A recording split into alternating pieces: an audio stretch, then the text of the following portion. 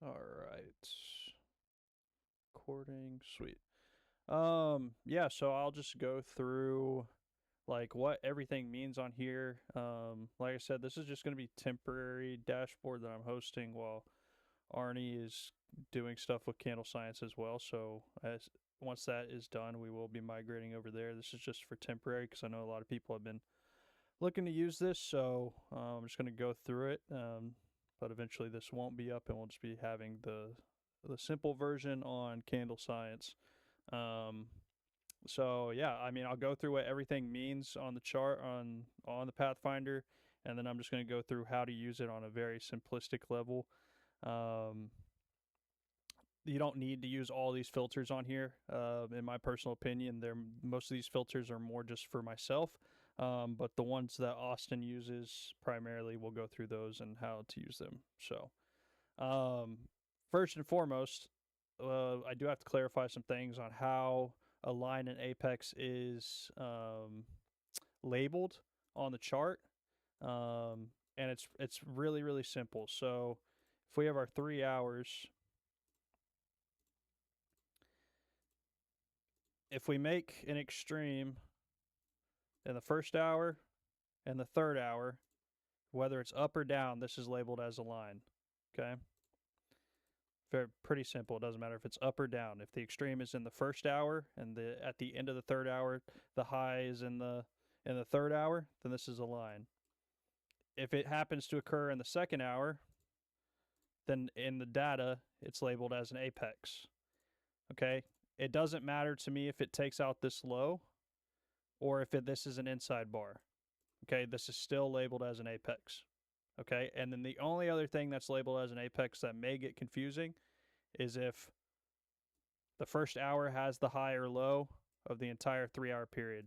Both of them are found in the first hour. This is also labeled as an apex. Okay, so those are the only two differences from what Mick did, because Mick had this labeled as an apex. It had to take out this low. The way I did it was as long as the extreme was set in the second hour, first hour and second hour, it's an apex. And then the only caveat, like I said, was if both of them are in the first hour, then it's an apex. So that's just off the bat. That's how the apex and line is labeled. Fairly simple stuff there, but that is how this data is going to be labeled. Now, this is back over 10 years worth of data, and you can start at any rolling 1 hour period that you choose, starting at 1800. The only hours that are not included in this are the 1600 or the starting at 1500 and then the close of the 1600 hours. So 1500 to 1700, those hours are not included in this data. So it goes all the way from 1800 and then the close of the 1400 hour. So your sessions, it's pretty simple, straightforward. You're going to see the starting hour, and then this would be the start of the new 3 hour period, whatever the second number is. So this is just your 3 hour, and you can select whatever you want. And there should be about 2,500 um, data sets or samples on every single rolling 1 hour period. Does that make sense?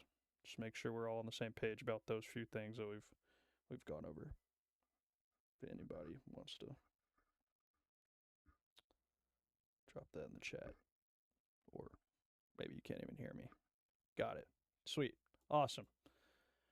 So, main thing here, I wouldn't really worry about the MFE hit, the direction, the MFE, anything to do with MFE, this whole entire 4 filters. I would not worry about it. Now, I'll explain to you what it means, but you don't have to use it if you don't want to. I use it, but you don't have to. All that means is if you use Jerry's time and price ranges tool, it's tracking if it hits this first blue box. Okay? And then the direction, the hour that it happens in, and the quarter. Okay, that's all it's tracking. Okay. If you want to use it, cool. If not, I'm not going to go into great detail on that. Just fairly simple there. Type, you know what an apex and a line is. Classification, I'm not going to go too in detail with this. It's not super necessary. If you use Candle Science, then it's pretty much the same thing. That's what this is telling you. Opposing MFE, all that would mean is if we did have this time and price ranges tool on, that if we were to say price was to trade up here and hit this, what's the probability of it coming down and hitting this one? Okay, that's all that's tracking. So like yes or no, and you'll see the percentage like right here where it says Oppo MFE. You'll know that probability. If you want it. Again, you don't have to use it. It's just there if you want to use it. So the way that I primarily use this, and it's going to be with the 1 hour extreme and the 2 hour extreme. And so what I mean by a 1 hour extreme and a 2 hour extreme is just exactly this, and we'll walk through it. So I always wait, for me personally, I always wait for the close of the first hour. So we can see a new 3 hour period started here. Let's see what the start time is. Let me make sure I select it. The start time is midnight, so I'm selecting midnight right here. Okay, so let's do the close of the, I'm on a bunch of charts, hold on. We'll just restart this, pull it back. Let it load. We'll just start the, yeah, we can just start at the 10 o'clock hour. We'll just do this. Okay, so we're starting at the, we're going to use 9 o'clock as our H1. So 9 o'clock is our H1. And so at the end of the first hour, all I'm looking at is where's the high and where's the low. Okay, so currently we have a low in H1 or in Q1, and we currently have a high in Q3. Somebody is Austin, I think I'm getting echo from yours. No problem. So I get, there's a Q1 and a Q3. So what I would do is I'd come here to H1 extreme, because this is H1, right? It's the first hour in the 3 hour period. And I would deselect 2 and 4. Why? Because they don't have the high or low of the hour. So I know that this cannot be these two things. Okay? I know that we can't, for this particular data set, the high or low didn't happen in Q2 and it didn't happen in Q4. Does that make sense? That step right there. We're only choosing the things that it possibly still could be. Got it. So now at this point, we're waiting for Q2 to, or H2 to open. H2 opens and takes the high. So now I do not care about this high anymore. I only care about what happened at this low because we took the high. If we would have traded down and taken the low, I wouldn't have cared about this low. I would have only cared about this high. Okay, so what we will do is we're going to deselect Q3 because it doesn't matter anymore. We now know that the H1 extreme lies in the first quarter. And furthermore, since we took out the high or the low of H1, the H2 extreme can no longer be none. None is specifically a function if the second hour is an inside bar. If the second hour is an inside bar, there's no quarter extreme because we still have these two left open. Okay, so since we took out the high, it no longer can be none.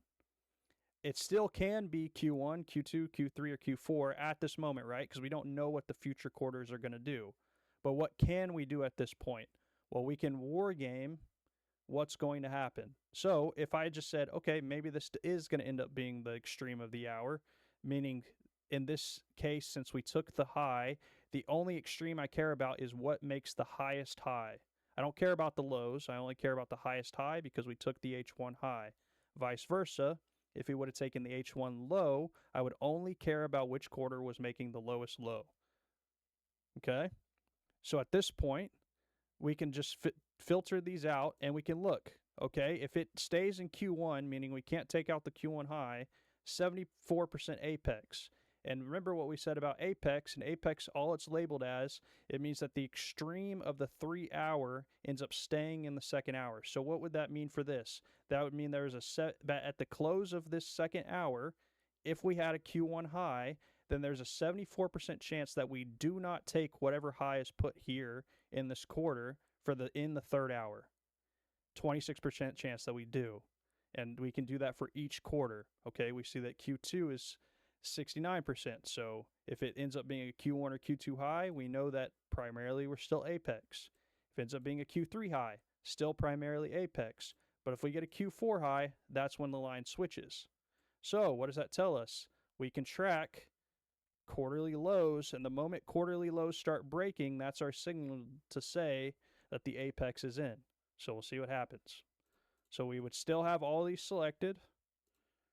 Q2 opens. It didn't take out the high, so now we deselect Q2. So you know that the overall probability is 50-50, but we know that Q1 is primarily apex. We broke a quarterly low, right? We have an instat high, so that's telling us, hey, by the way, most likely this is an apex, right? This is our sign for this. One other thing that you can look at are these histograms. Don't worry about the orange one, just worry about the purple, the red, and the green.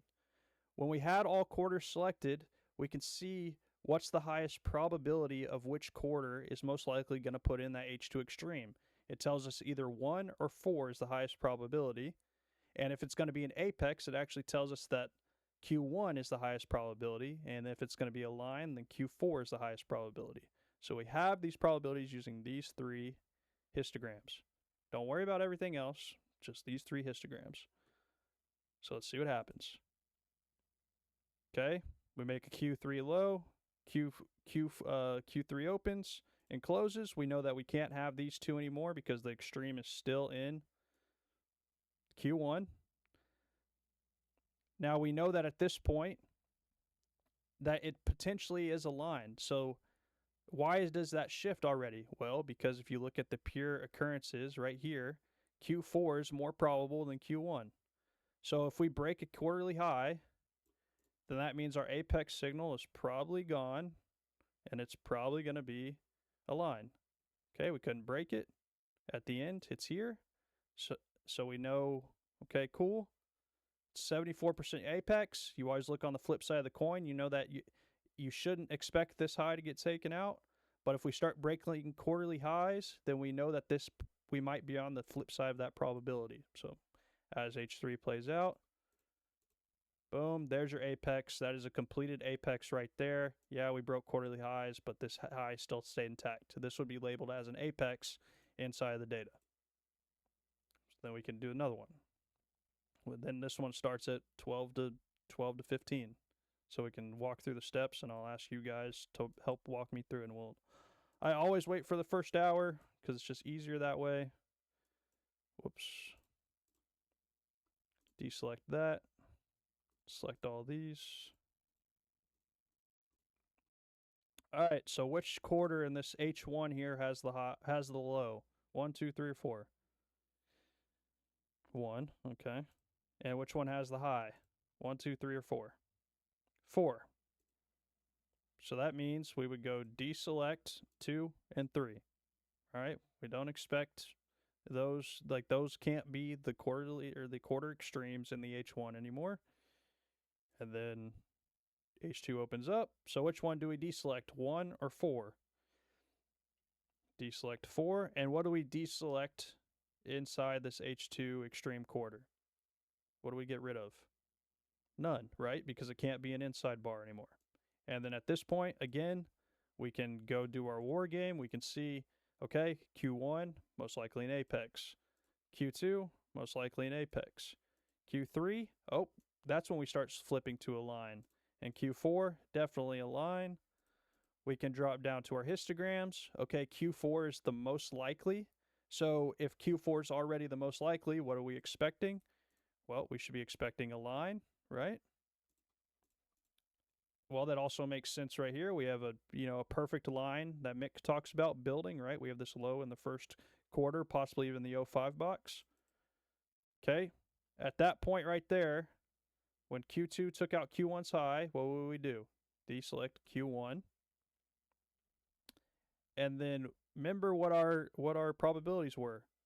Either Q2 is an apex, Q3 is about 50-50, so there's no edge that lies in Q3, but Q4 is here. So that tells us that if we break the Q2 low, right, then it's most likely an apex because the doji hour, all that good stuff. So we broke it. Q3 no longer can be. It still tells us possibility of a line because we know that Q4 is the most probable, but we know that an apex most probable is Q2. So as long as we don't break this Q3 high, right, then it's probably going to be an apex. So let's see what happens. And there you go. Another apex. Because it ends in Q2 and you have a significant edge there. And the cool thing is you can do that on every 3-hour period. We can also do it on every rolling hour period. So if you think of it this way, if this is H1 and this is H2, the moment H2 closes, what can we do? We can move it to be H1 if we want to, and this can now be your new H2. Right? Because we can do every rolling hour period. We can start at 9 to 12, and the moment 10 o'clock ends, we can switch to 10 to 13. The moment 10 to 13 ends, we can switch to 11 to 14. And then the moment that one ends, we can switch to 12 to 15. So you can really take every single 3-hour period, that combination between 9 and 15, and formulate a path that's most probable for price. Because the whole reason I built this was if you took the price modeling out of the daily profiler and I try to break it down by quarters, so how are we going to achieve that on a quarter-to-quarter basis? So, let's see what that looks like. We knew that this was most likely apex, right, for 9 to 12. Let's see what happens when we shift it from 9 to 12 to 10 to 13. So now let's shift it to 10 to 13. Okay, on the 10 o'clock hour, this was our high and low, Q1, Q3. So we know that it can't be 2 or 4. H2 ends up being an inside bar, right? So we have to deselect everything. H2 is an inside bar. There's no edge here. This right here, I'm not going to go too much into it, but this is suggesting that we had that high and low in the first hour that we weren't going to break out. It does, whatever, no big deal. So maybe at the end of this hour, you would have told yourself, hey, maybe I need to just pause and reset, right? Because there's no statistical edge right there. H2, H1, we do the same thing. We roll into the 11 to 14. The extremes on this hour is in, I think it's in 1. Let me see. Nope, it's actually in 4, and it's in 2. So we would come down here. Again, we deselect the things that it can't be. So Q4, Q2, we take out the high, and this is Q2. So we know it can't be those or that. It's already telling us line. If it's Q2, that's where your apex is. Q3, that's where our line is. And Q4, that's where our line is. So the moment we took out what? The Q2 high, we knew that this 3-hour period was most likely a line. And look what you get. A nice line. Woo. Exciting stuff. And then again, you can do the same thing. And then we already did this one and we ends up in apex. And so, yeah. So you can take, and you can do that from 1800 on. And you can find those defining points. That's why the wargaming is so cool. Because you can see, okay, we took out this high. I know it's a 4 down here. If it's a 1, okay, apex. Well, we took out the 1's high, so I know it's not going to be a 1. All right, if it's a 2, it's probably an apex. Well, we took out the 2's high, and at the moment we take out that 2's high, we know that a 3 was 70-30, and a 4 was 72-28. So at this point, you should be all in that we're going to at least take out that the Q2 high at least once. Now, one thing that people might agree or disagree with, a 3rd-hour effect that takes the high in Q1 and sucks back in the range is still counted as a line. Okay, so if this made a Q1 high in the H3 and came back into the range, it's still counted as a line because we took out the H2 high. Okay, that's how the data is just built. It's just a very mechanical way at looking at a line. Like I said earlier in the video, earlier in the recording, if we have an extreme in H1 and an extreme in H3, it's a line. If one of the extremes ends up being in H2 or both of them end up being in H2 because it's a outside bar, then it's considered an apex, okay? So if there's ever a 2, it's an apex. If it's a 1 and 3, it's a line. Simple as that. Yeah, I'm recording it, Eddie. I have it recorded. Any questions on this specifically?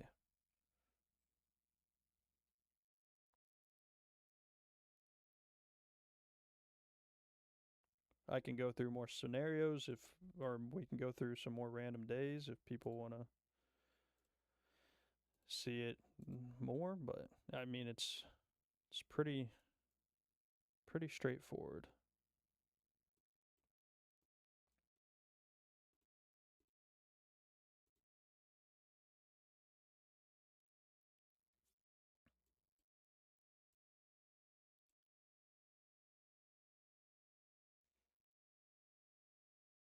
So what hour is this? The 6 o'clock hour.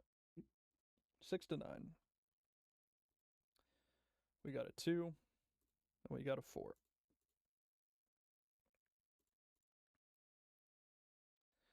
Got a 1. Yeah, I'm recording it. Jay. So I got 2 and 4. Let's see what happens. All right, we take out the high just barely. Now we can war game.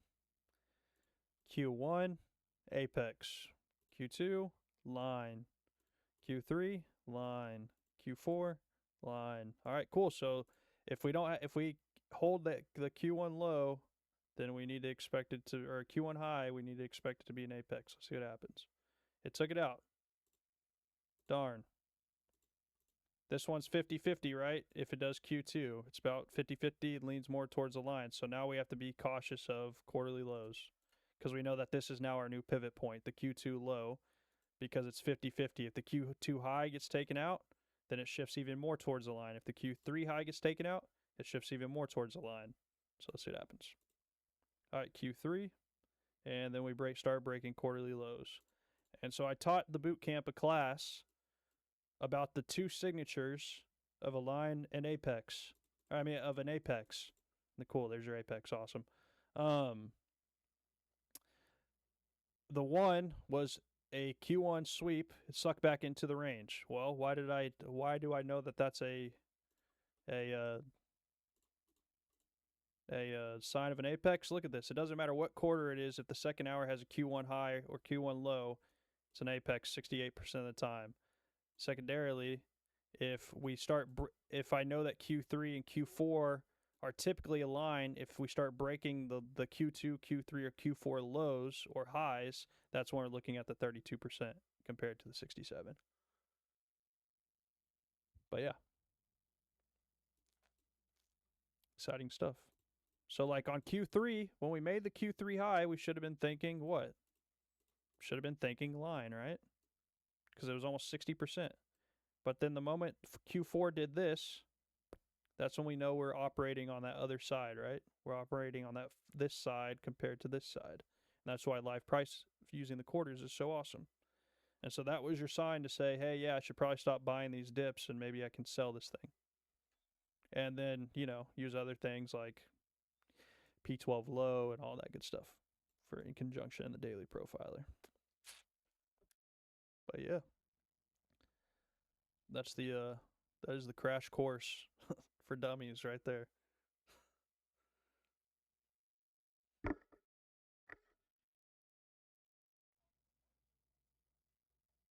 Yeah, sure, why not? No, I got time. I got time.